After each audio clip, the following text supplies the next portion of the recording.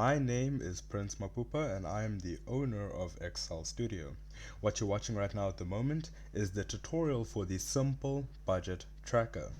I should first start off by saying thank you for purchasing the simple budget tracker. It means an incredible lot to us that you chose us in comparison of the many other stores that are found on the Etsy platform.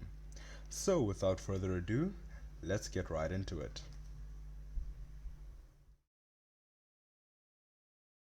Alright, so before I start going into how the spreadsheet works, it is very important for me to first cover what you received. So, you should have received a total of three things. Now, the first one is, of course, the order PDF that comes directly from Etsy. It should be looking something like this, right? So this is the order PDF, and this PDF contains three links within it. The first is the clear spreadsheet, the second is the example spreadsheet, while the third is the YouTube link. Now, of course, if you're watching this YouTube video, you would have already discovered that that is the YouTube link, so you would have clicked on here. On the actual order PDF, this of course would have been underlined, but it is not underlined now as the YouTube video is being recorded right as I speak.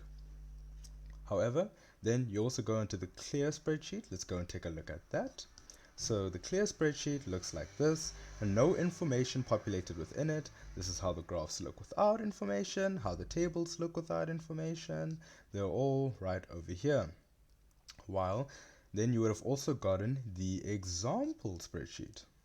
So the example spreadsheet is the spreadsheet over here. This one is populated with information. This is one that you can come back, look at, play with it, see how the spreadsheet works, sort of, see as well how the graphs look with information as well. It is very important that you have the spreadsheet just in case you get lost at any point during the journey. You can just come back here, check it out physically. And then of course that this is the last piece of the items, the order PDF.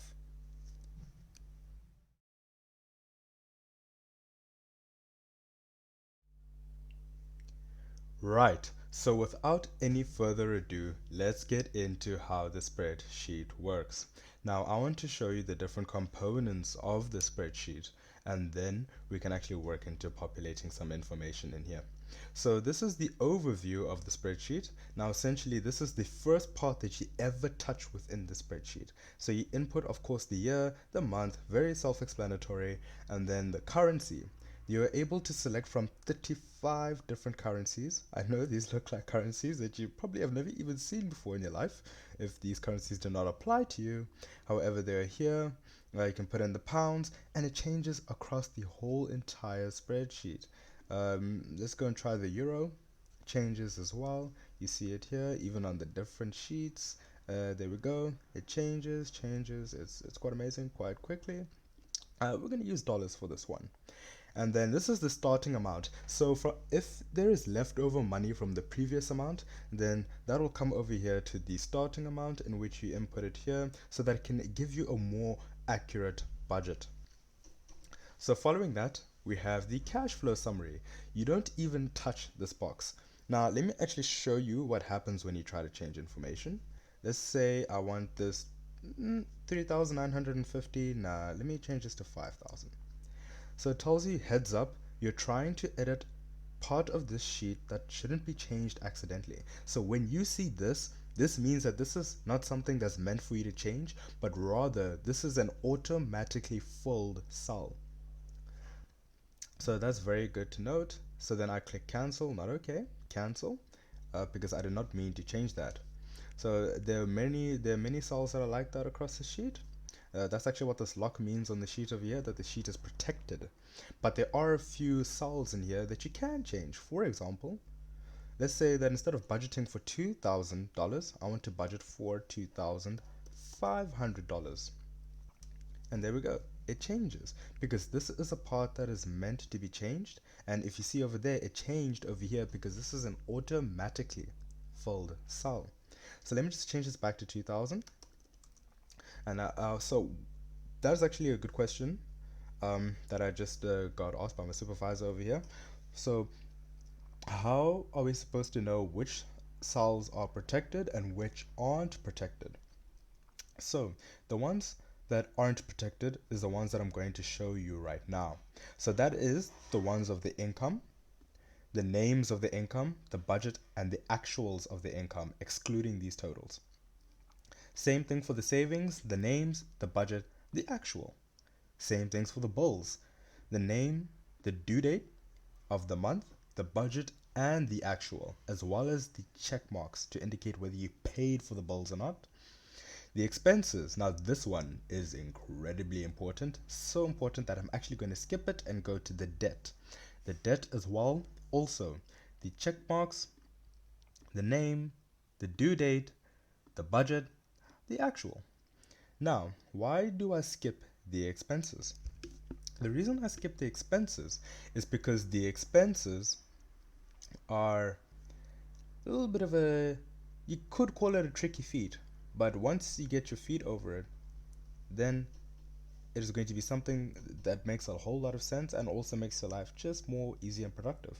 Now, instead of actually filling these things just like how we fill it in with the bills and the debt, what we do with expenses is that we categorize the expenses. Now, what do I mean by that? So, by categorizing the expenses, instead of saying that you spend money at the movies and then you spend money at a concert or so, we actually say we're going to categorize all of that into entertainment, such that it provides you a more, you're able to receive a summary of where your money is going throughout the month. So how do we even set that up in the first place? Let me go to the clear spreadsheet and let me show you how to do it over there. So with the clear spreadsheet, you go to the budget, you go to the name, and then you're going to say entertainment. Let's make that one example. Then we're going to say healthcare. Let's make that another. And then we're going to say leisure, because we need time to relax sometimes. So I'm going to put entertainment, healthcare, leisure, and let me just leave the rest out. So what does it do? These are categories that you put in here. These are not the individual expenses. So how do I put in my individual expenses like that one concert or like that one movie, right? You go over here to the next sheet known as the expense tracker. So this expense tracker is where you input those individual expenses. And the reason why I put these categories first is because here is the category column, and the category column gets its category items from the categories that are listed here under the name for expenses. So for instance, let me just make an example, right? On the 8th of December, I went to a concert and I spent $20 there. And because there was a concert, I'm going to label it as the category, I'm going to select it, no typing, going to select entertainment. And do you see that? The graph springs up saying entertainment here because the graph is trying to give you a breakdown of how you spent your money throughout the month. So I'm actually even going to put in here, these notes are not compulsory, but I'm just going to put here, went to a concert, was really fun. Let's try that again. So let's say 9th of December, the next day, I spent about, $25. I had to just go and buy, syrup medicine because I was feeling a little bit sick that day, right? Healthcare, bought medicine. And when you take a look at that, the graph indicates how your money is being directed. So every single day you get to come here with the different categories and you get to select where you actually spent your money, right? And this, look at how many rows are here. This should be over 100 rows that are here, and this is for you in the month, indicating where you spent your money. So yeah, it goes categories first always. You can budget immediately for how much you want to spend. How much do you want to spend on entertainment for the month, right? Okay, I'm gonna say I want to spend only about $150 for entertainment for the month. This automatically fills up and says, okay, that is very good. You have $130 left because you already spent $20. Would you take a look at that? It already takes this amount from here and puts it into the spreadsheet over here under actual. That's quite amazing. So let me go over the steps of this expenses tab again. You first come here and you put your individual categories down. After putting your individual categories down, if you want, you can put the budget in. I want to budget $100 for healthcare for the month, and I want to budget, let's say, $120 for leisure for the month, right? Such that when you put your categories in here, you put your budget, and you come over here, and then you input your individual expenses. What did I spend on this date every single day? Just, when you're going to, before you go to bed or whatever, you say, on this date, I spent this much on this expense, um, and I spent it on this specific thing: leisure, healthcare, whatever it is. And there we go. You can add a note if you want. This is all automatic. It all shows you already how it is done, and that is quite amazing. And then here, of course, it automatically populates what the actual amount was you spent based on what you did over here, and then it also tells you how much you have left. All right, and then the graphs as well come out, and yeah, so that's basically the basics of this specific spreadsheet. Right. Now, since we've gone over the components of the actual spreadsheet, let's go into using the spreadsheet as I would if I was a person who just purchased a spreadsheet and was ready to take financial control. So let me start over here by the overview, the place you always begin. So the year is 2023. I want to budget for the month of December. I want to use the currency of dollars, American dollars. Now, it is also important to note that the month here is selected from a drop down, just so that you don't make any mistakes. And yeah, so that month is December. And from the month of November, I had $300 left over. So let me add that. $300 is the starting amount for this month, because that's how much I had left over, or even if you're just given by anybody, perhaps. So the cash flow, I did not touch any of this. This is just a summary of how I performed for the month. So now I make an income, and I'm going to call that salary one. And you can call it whatever you like. Even in the example, I think it's called this. I could even call this princess income, princess salary, whatever you like. And I'm going to say $1,500 is how much I'm going to budget for that. And the actual amount I actually got was $1,500 indeed.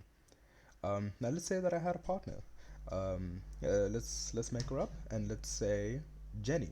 So I'm going to say Jenny's income is $1,000, and of course, actual amount is $1,000. As you know, you shouldn't necessarily be surprised by a salary.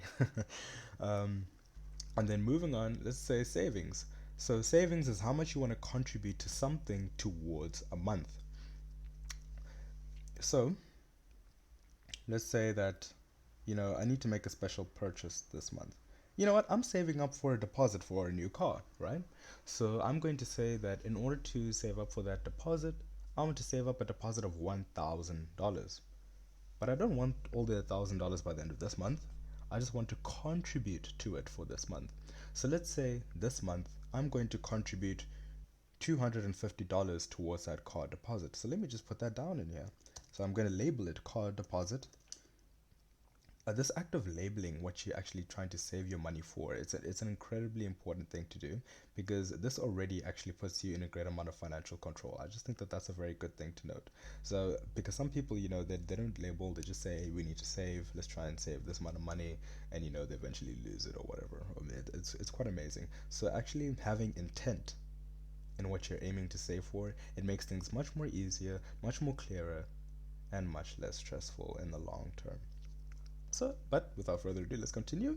Card deposit, I'm gonna budget $250 for that, and the actual amount, I want to put $250 right away. You know, and it's cool that we even put in budget. Try your best not to change the budget at all. Let's say that at the end of the month, I actually, I have some money left over.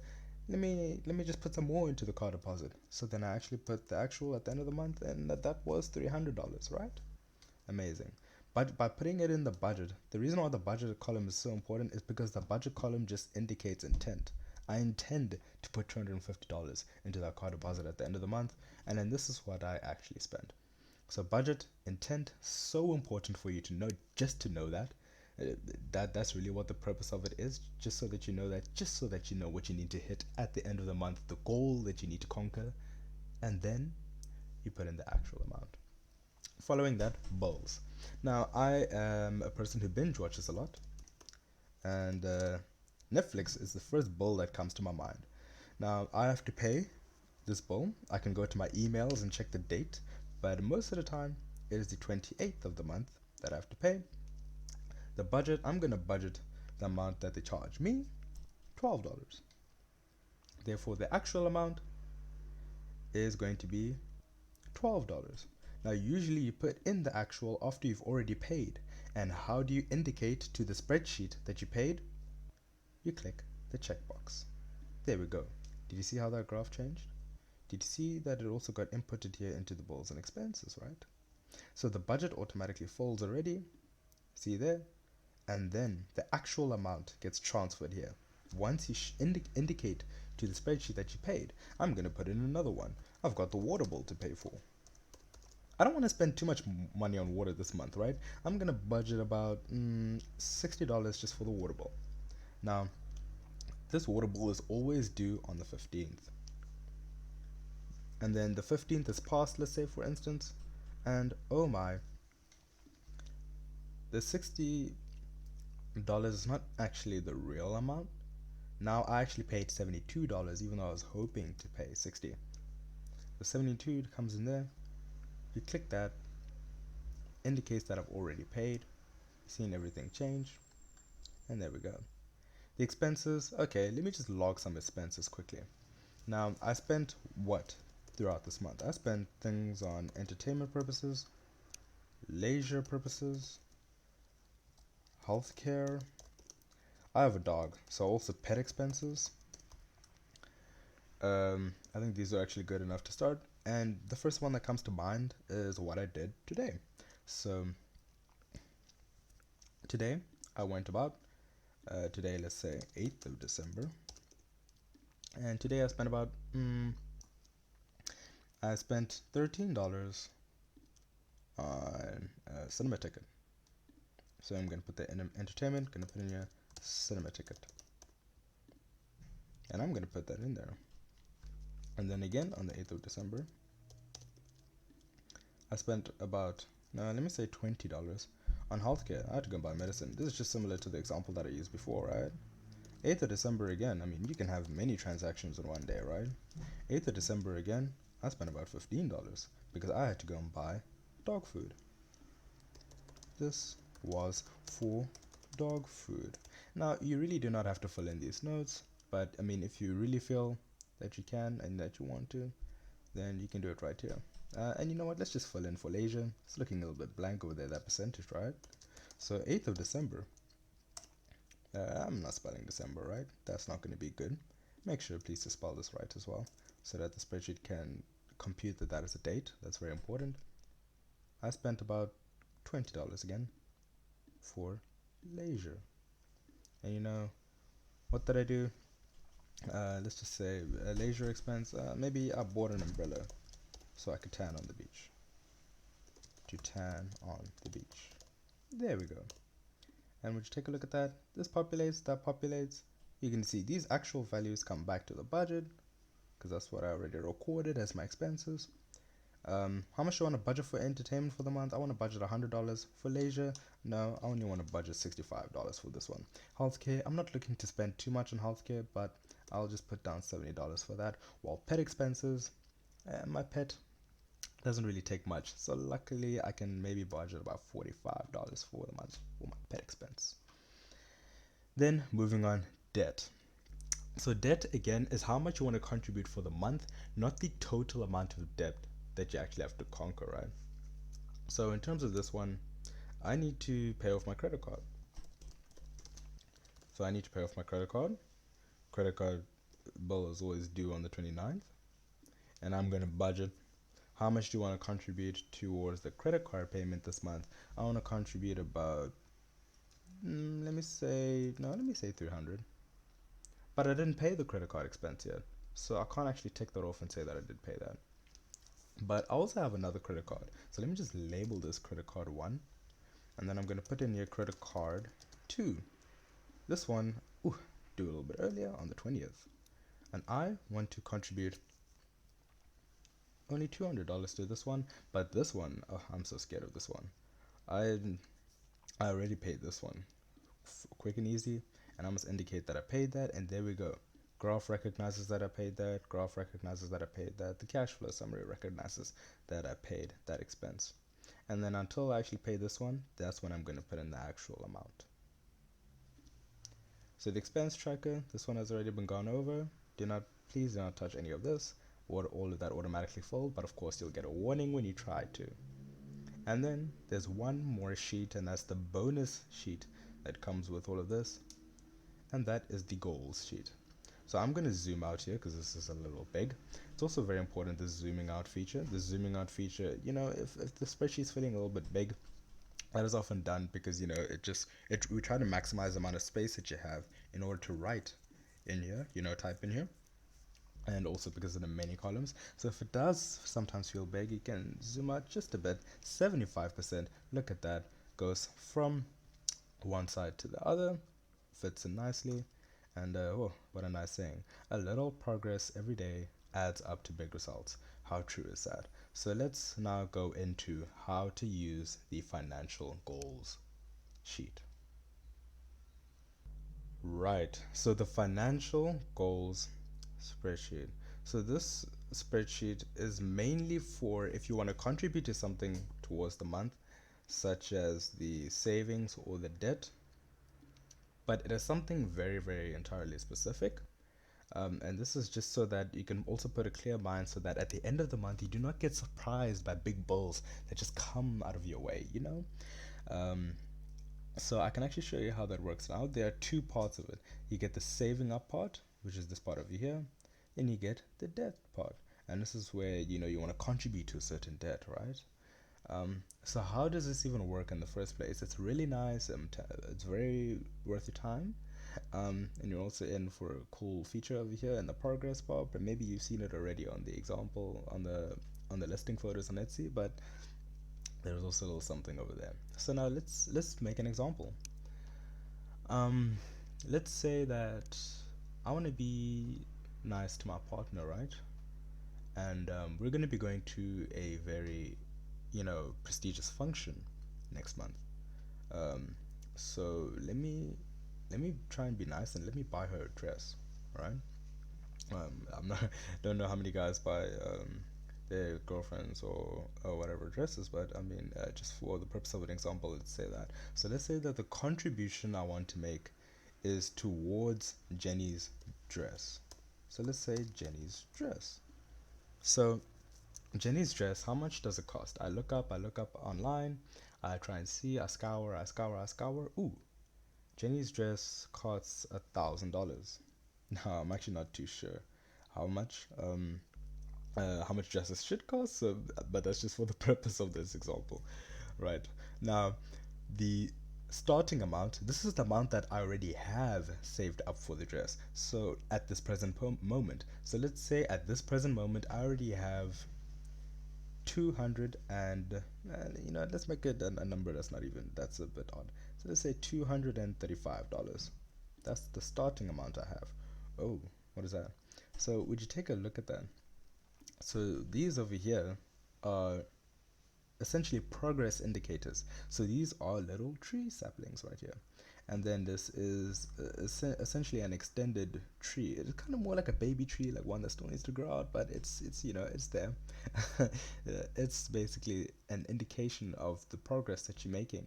So what happens is that this starts off like this, and then it grows into 4 stages until it becomes this. And this happens 1, 2, 3, 4, 5, 6, 7, 8, 9, 10 times throughout here. And each time there's one that looks like this, such as 1, 2, this indicates 10%. So this is 10, 20%, and then of course this isn't the first one, therefore this is 25%, but that's all irrelevant. Just try and know that this indicates 10%, the full grown one. It's essentially an animation effect. So as you get closer and closer to saving, it gets closer and closer to the end. It's really cool. So now that's the amount that you start, and as the month progresses, you can adjust this number over here, which is supposed to indicate how much you saved. So now let's fast forward 5 days. I saved $50 towards this, and now would you take a look at that? That grows. Fast forward 10 days. I now saved up to $150. It grows again. Fast forward 15 days. I had just big upsurgence of money right now. I saved already $650. Input that. Oh wow, we're almost there to the goal. So now this is over here automatically computed. This one you don't need to do. So you do fund, goal, start, saved, and everything else is automatic. So it says here left to goal. This takes the amount saved and the amount started, and it subtracts that from the goal. So you have $115 left to your goal. And this over here is amount per day. What is this even? So this budget tracker, of course, budgets month to month. So what this does is that it takes today's date and it goes all the way to the date at the end of the month, and it computes how much you have to spend per day in order to actually finally reach that goal. Obviously you can spend more than this. I mean, surely by the way that you saw me entering these values, you saw me spending more. So you can spend more than this, but it's just to give you an indication of just how much you have to input per day if you really wanted to do that. So it says here that in order to reach your goal of $115 from today's date all the way to the end of the month, you have to spend $5 every single day, and then by the end, at least $5, and then by the end of the month you will have reached your goal. So of course you can put in multiple entries in here, and then you'll see how that works. Totals come out at the bottom, and then of course this one's a debts one. So let's try and see an example debt. So let's say I took out a personal loan a while ago. I'm gonna say here in here personal loan, and then I'm also going to say the type. Yeah, so this is obviously going to be a loan. That's going to be the debt. The type is going to be loan. Another type could be, for instance, credit. Example, another one, mortgage payments, all that, right? So yeah, so this one type is a loan. The monthly contribution, that's what cont stands for, cont dot contribution. This essentially means how much you wish to have at the end of the month. It's the same one as the goal, not the start, same one as the goal over here. I want to contribute about $300 towards this personal loan. And how much did I pay? Have I paid off already? This is essentially the same as the saved. So this one keeps on going. It's essentially the same one as the saved. There is no start. It's the same one as the saved. So you're going to say, this is the one that you adjust throughout the month. Personal loan. Today I'm going to put in $20. And then you're going to see, there we go. There we start to get the progress up and running. Amount per day. Same thing over here, amount per day, how much you're required to spend per day in order to reach your goal at the end of the month. Left to pay off, and then that's left to pay off for the monthly contribution, not the whole entire loan, the monthly contribution. So I got $280 left to pay off. And fast forward 10 days, I'm gonna put in 100. Oh, there's the progress. Fast forward 15 days. I've paid off 200 now. I have 100 left to pay off. Wow. And then fast forward, let's say 25 days. And I paid it off all. Left to pay off none. Amount per day, none. Progress fully out. And that is all the sheets for the simple budget tracker.